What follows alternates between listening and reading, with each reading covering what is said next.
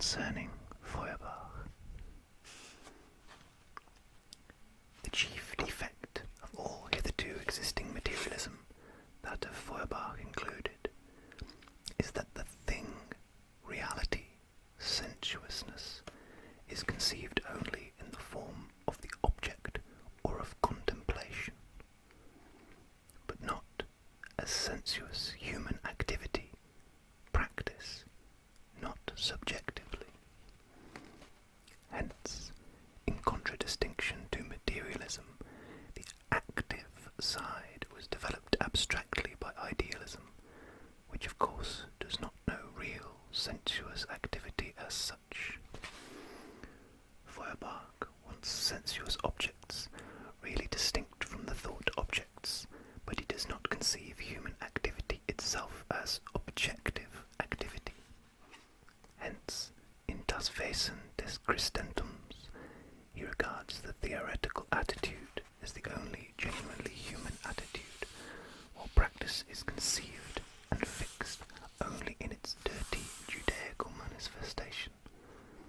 Hence he does not grasp the significance of revolutionary or practical critical activity. 2.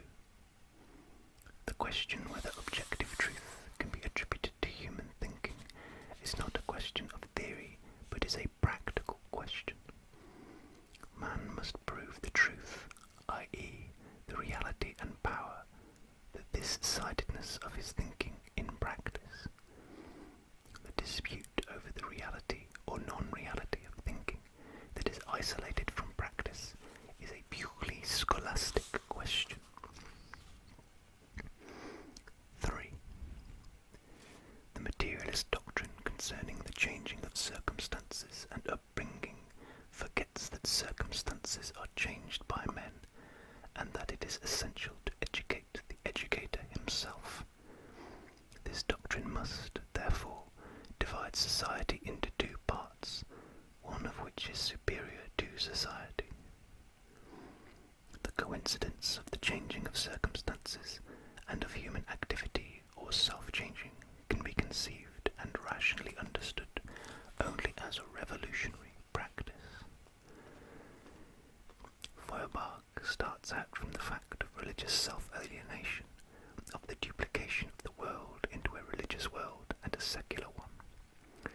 His work consists in resolving the religious world into its secular basis, but that the secular basis detaches itself from itself and establishes itself as an independent realm in the clouds can only be explained by the cleavages and self-contradictions within this secular basis. The latter must, therefore, in itself be both understood in its contradiction and revolutionized in practice. Thus, for instance, after the earthly family is discovered to be the secret of the homely family, the former must then itself be destroyed in theory and in practice. 5. Feuerbach, not satisfied with abstract thinking, wants contemplation, but he does not conceive sensuousness as practical, human sensuous activity. 6. Feuerbach resolves the religious essence into the human essence, but the human essence is no abstraction inherent in each single individual. In its reality, it is the ensemble of the social relations. Feuerbach, who does not enter upon a criticism of this real essence, is consequently compelled, 1. to abstract from the historical process and to fix the religious sentiment to something by itself, and to presuppose an abstract, isolated human individual. 2. Essence, therefore, can be comprehended only as genus, as an internal, dumb generality which naturally unites the many individuals. 7. Feuerbach, consequently, does not see that the religious sentiment is itself a social product, and that the abstract individual whom he analyses belongs to a particular form of society. 8. All social life is essentially practical. All mysteries which lead theory to mysticism find their rational solution in human practice.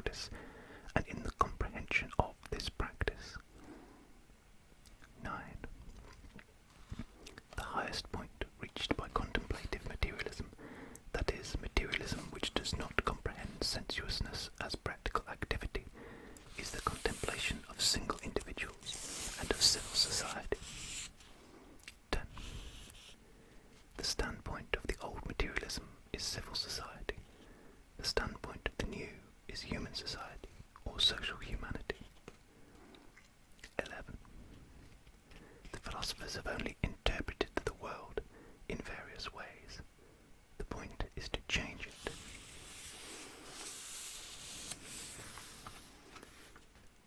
Preface to a contribution to the critique of political economy. I examine the system of bourgeois economy in the following order: capital, landed property, wage labour, the state, foreign trade, world market.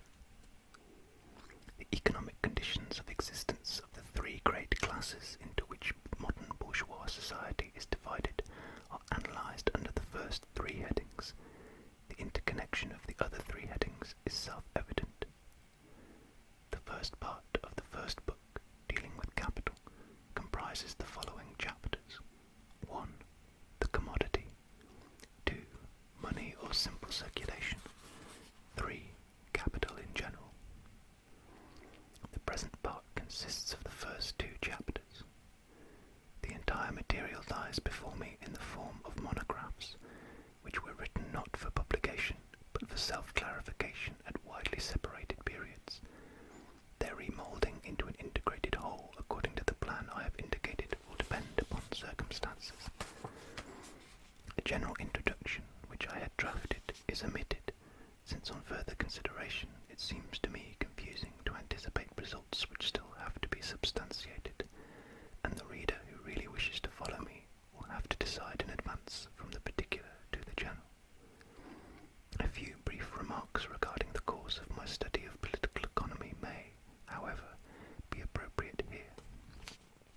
Just to apologise in advance for my poor German pronunciation.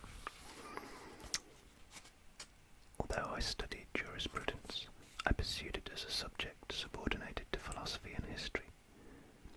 In the year 1842-43, as editor of the Rheinische Zeitung, I first found myself in the embarrassing position of having to discuss what is known as material interests. The deliberations of the Rheinische Landtag on forest thefts and the division of landed property, the official polemic started by Herr von Schaper, then Oberpresident of the Rhine province, against the Rheinische Zeitung, about the condition of the Moselle peasantry, and finally the debates on free trade and protective tariffs caused me in the first instance to turn my attention to economic questions.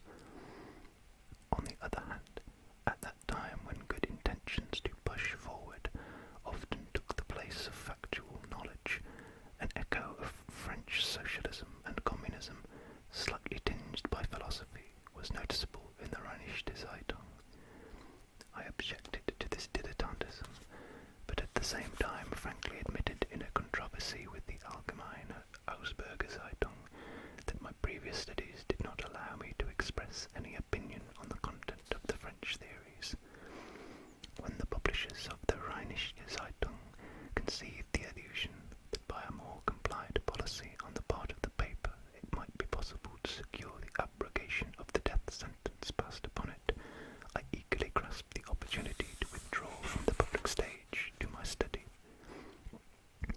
The first work which I undertook to dispel the doubts assailing me was a critical re-examination of the Hegelian philosophy of law.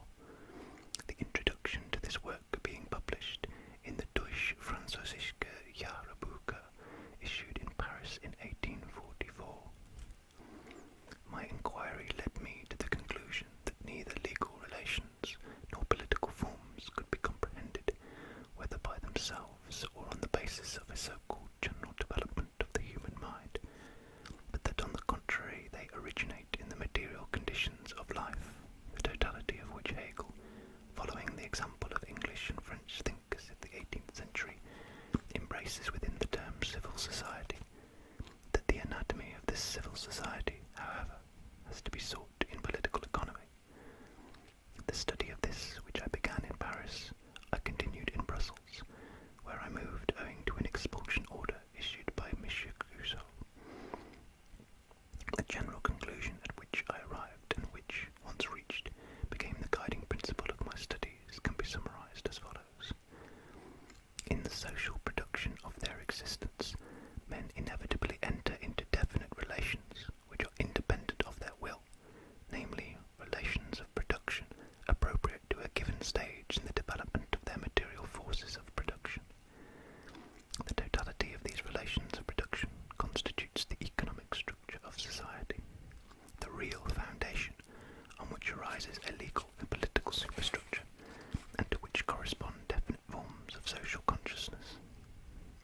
The mode of production of material life conditions the general process of social, political, and intellectual life. It is not the consciousness of men that determines their existence, but their social existence that determines their consciousness. At a certain stage of development, the material productive forces of society come into conflict with the existing relations of production, or this merely expresses the same thing in legal terms, with the property relations within the framework of which they have operated hitherto. From forms of development of the productive forces, these relations turn into their fetters. Then begins an era of social revolution. The changes in the economic foundation lead sooner or later to the transformation of the whole immense superstructure. In studying such transformations, it is always necessary to distinguish between the material transformation of the economic conditions of production, which can be determined with the precision of natural science, and the legal, political, religious, artistic, or philosophic, in short, ideological forms in which men become conscious of this conflict and fight it out. Just as one does not judge an individual by what he thinks about himself, so one cannot judge such a period of transformation by its consciousness, but, on the contrary, this consciousness must be explained from the contradictions of material life, from the conflict existing between the social forces of production and the relations of production. No social order is ever destroyed before all the productive forces for which it is sufficient have been developed, and new superior relations of production never replace older ones before the material conditions for their existence have matured within the framework of the old society. Mankind thus inevitably sets itself only such tasks as it is able to solve, since closer examination will always show that the problem itself arises only when the material conditions for its solution are already present, or at least in the course of formation. In broad outline, the Asiatic, ancient, feudal, and modern bourgeois modes of production may be designated as epochs, marking progress in the economic development of society. The bourgeois mode of production is the last antagonistic form of the social process of production, antagonistic not in the sense of individual antagonism, but of an antagonism that emanates from the individual's social conditions of existence. But the productive forces developing within bourgeois society create also the material conditions for a solution of this antagonism. The prehistory of human society accordingly closes with this social formation. Frederick Engels, with whom I maintained a constant exchange of ideas by correspondence since the publication of his brilliant essay on the critique of economic categories, printed in the Deutsche Französische Jahrbucher, arrived by another road, compare his Lage der Arbeitenden class in England,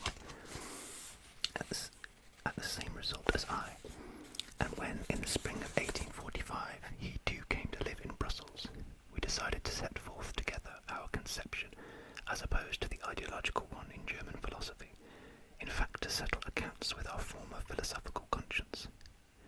The intention was carried out in the form of a critique of post-Hegelian philosophy. The manuscript, 2 large octavo volumes, had long ago reached the publishers in Westphalia, when we were informed that owing to changed circumstances it could not be printed. We abandoned the manuscript to the gnawing criticism of the mice all the more willingly since we had achieved our main purpose, self-clarification.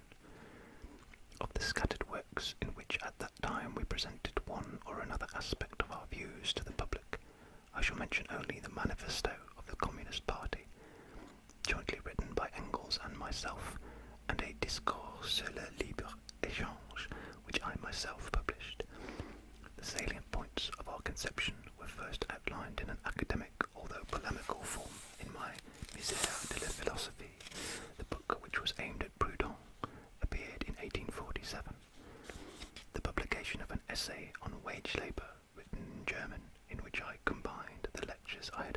subject at the German Workers' Association in Brussels was interrupted by the February Revolution, and my forcible removal from Belgium in consequence.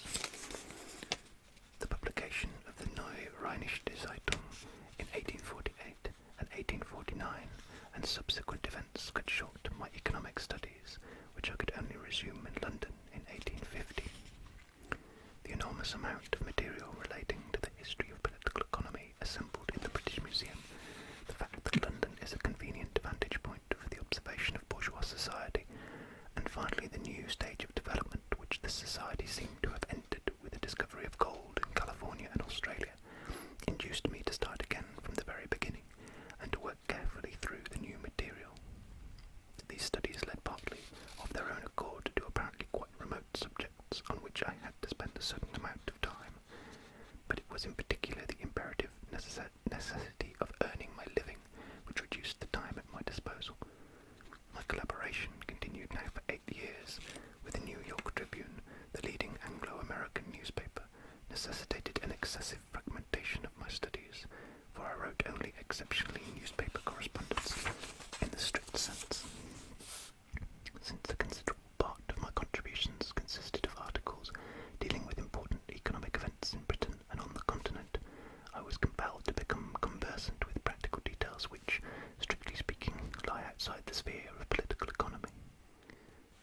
This sketch of the course of my studies in the domain of political economy is intended merely to show that my views, no matter how they may be judged and how little they conform to the interested prejudices of the ruling classes, are the outcome of conscientious research carried on over many years. At the entrance to science, as at the